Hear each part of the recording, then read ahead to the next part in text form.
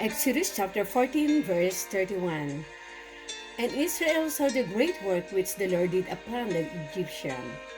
And the people feared the Lord and believed the Lord and his servant Moses.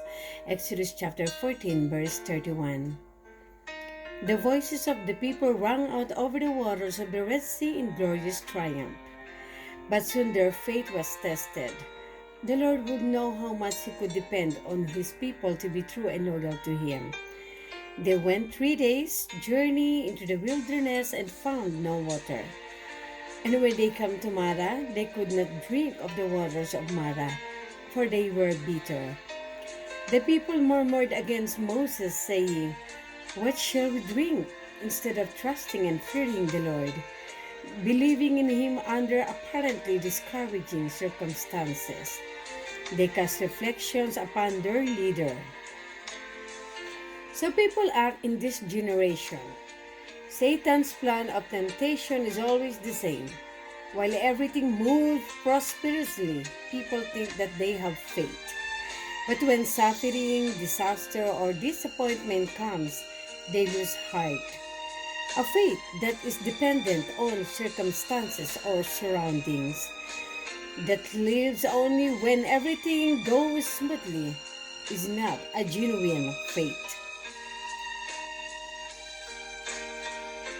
In his trouble, Moses cried to the Lord. This is what the children of Israel so recently delivered ought to have done.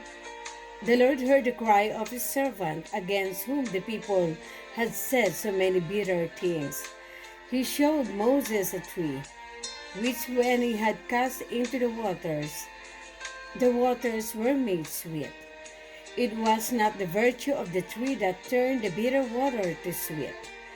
It was the power of him who was enthroned in the pillar of cloud, the one who can do all things. Did the people then appreciate and acknowledge God's blessing? Were their heart filled with gratitude and thanksgiving to him?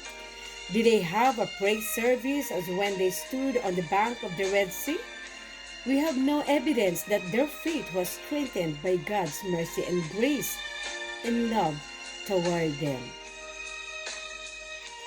When trial comes to prove us, when we cannot see an increase of prosperity and comfort before us, but a probable lessening of these things, when there is a pressure necessitating sacrifice on the part of all, how shall we receive Satan's insinuation that we are going to have a hard time, that everything is going to pieces, that there is sore trouble ahead of us?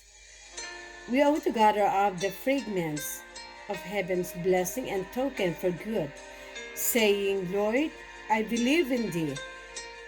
In thy servant and in thy word I will trust in thee." Letter 49A, 1896. Only genuine faith survives when tested.